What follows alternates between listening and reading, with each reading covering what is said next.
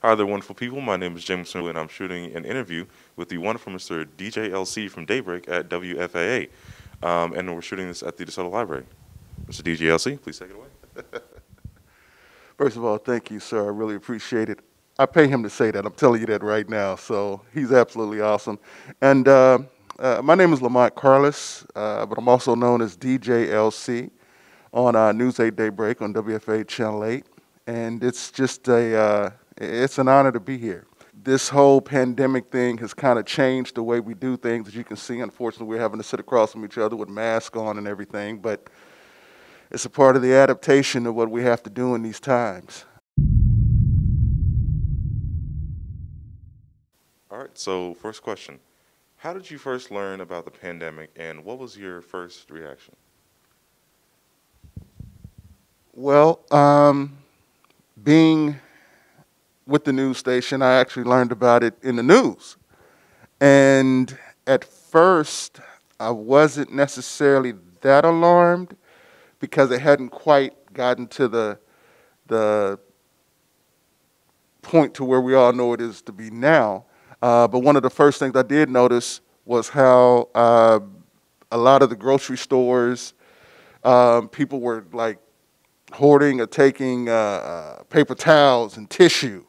A lot of the cleaning products was gone. But again, it hadn't reached that level of the pandemic anxiety that we know it to be now, or how it was going to be later. But I was actually out of town for my aunt's 80th birthday as a surprise for her. And I'm so glad I went because, unfortunately, shortly thereafter, the week after I got back is when everything got shut down. People started having to work from homes and everything like that. And she passed shortly thereafter. After that, however, I was really glad that I was able to make that flight. But I mean, airlines started going down. I mean, as far as travel, people working from home, just not even been able to see and interact with people shortly thereafter. So it was actually quite an adjustment within a matter of weeks. Yeah.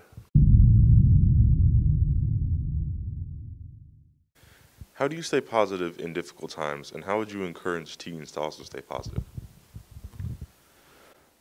You know what? That's a great question. And as a matter of fact, it's really just my nature. Some people look at the glass half full. Some people look at the glass half empty. I like to be, I'm one of those people who tries to find a silver lining out of any situation as best as possible. And that doesn't necessarily mean that I always do, but my first nature is to look at things in a positive light if I can before I look at it in a negative.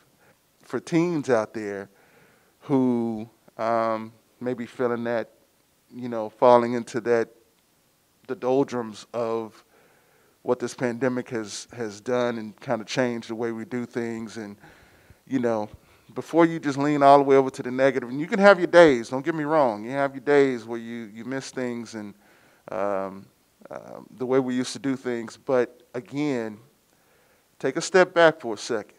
You know what I'm saying? Count to 10 if you want to, or whatever. Start thinking about some positive things, because all it's going to do is really help you in positive ways, because the negativity can manifest itself and just totally bring you down, which don't let it win. Don't let the negativity win.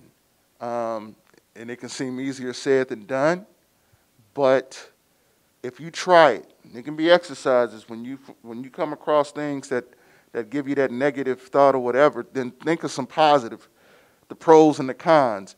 And if you look more at the positives, I guarantee you'll start feeling better. You'll have better results at certain things.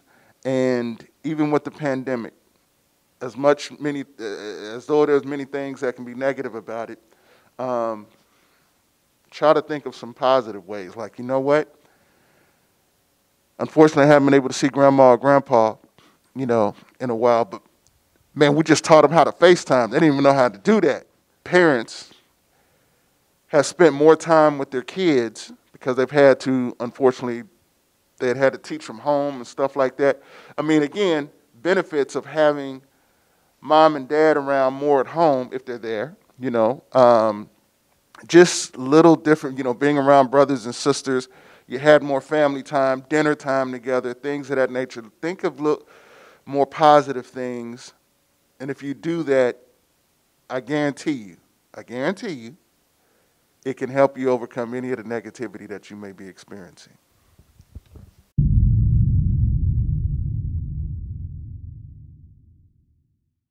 What would you say to teens who have missed out on milestones and rites of passage, such as graduations, proms, and other social activities? That's tough. Yeah, that part is really tough. I, along with many adults, hate that for them because, unfortunately, the fanfare of certain things, the rituals of getting prepared for a prom and stuff like that, and having all the people at your graduations and athletes who it may be their senior year. And unfortunately, whether it was March Madness, an opportunity, or just to play in front of the crowd for the last time and stuff like that, all that just got taken away. And that can be hard. So the thing that I like is that you've had people who have came up with certain ideas and certain ways to still celebrate. And you know what? Maybe it's something that you put off.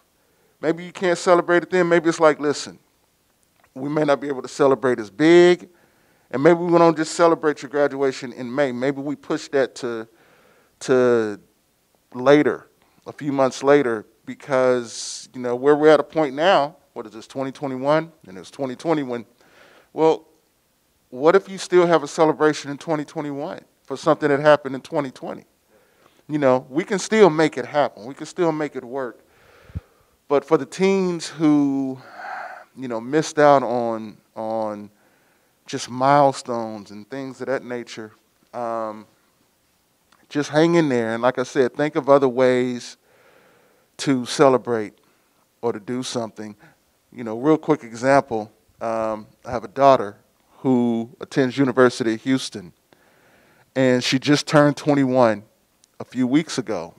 21 is a milestone birthday, and unfortunately, she wasn't going to be able to do anything or spend it with her friends and stuff like that because we're still in the confines of this pandemic. So she thought the extent of her 21st birthday was going to be treating herself to get her nails done. So something as simple as, and me and my daughter are very close. We're very close. I took a trip. I drove up to University of Houston just to surprise her. Got some balloons and stuff, and went down there. And it's actually a video that's on my page. And the reason why I bring that up is because sometimes even the smallest of things that you do, especially now, can be so big. But to go down there and surprise her and deliver, balloons, and I made the day all about her because I knew she wasn't going to be able to be with her friends and stuff like that. Sometimes even something as simple as that, because remember, we cherish being able to be around folks now more than we ever have. It meant so much to her. And that's what I'm saying. You can think of other little creative ways to celebrate and do things. You don't have to totally miss the milestones. Just change up how you celebrate it. And right now, with the way that we, fortunately got past 2020, I think anytime even the thought means more now than however big of a celebration you do. The fact that you just acknowledge and still make that day or make that moment as special for teens and for anyone, whether you're an adult too. Just make it as special as possible for them. It'll be much, much, much appreciated. Do you think the lack of being social has affected teen mental health? Yes, I actually do. I actually do. Again, you know, we have to remember we're in uncharted times, uncharted territory. And, you know, when teens had to also, you know, be taken away, you miss being around your friends. I mean, it's part of adolescence is and just maturing and growing up is being around, you know, your friends, good friends, bad friends, whatever. You learn about life, you know, through that way. And when teens just had that snatched away, it's a coping mechanism that, you know, they're still learning. They're still learning how to, you know, how to do things. I mean, now you got this whole other adaptation that teens have to deal with, and you know, you have to keep in mind, it can really be tough. It can really be tough because you don't know what those teens were already dealing with or going through or whatever, even mentally in the first place. And when you can't be around your friends, you know, a lot of times too, teens aren't necessarily as quick to speak with parents. They're quick to speak with friends. And when you can't be around those, you know, your friends, or maybe you're not able to communicate with them like you want to, yeah, I think it can affect your mental psyche. And we have to be aware of that. You know, as adults, you've had an opportunity to go through some things in life, you know, maybe nothing like this pandemic, but you've gone through some things as adults to where you hopefully learn how to overcome. Well, teens are, I mean, hey, they're learning to deal with this. And so we have to acknowledge and understand that their world has been affected in ways that we may not even, you know, understand, especially in a time and in a world of, you know, social media and things like that. So you don't know what all they've been having to either deal with, even learning, you know, going to school.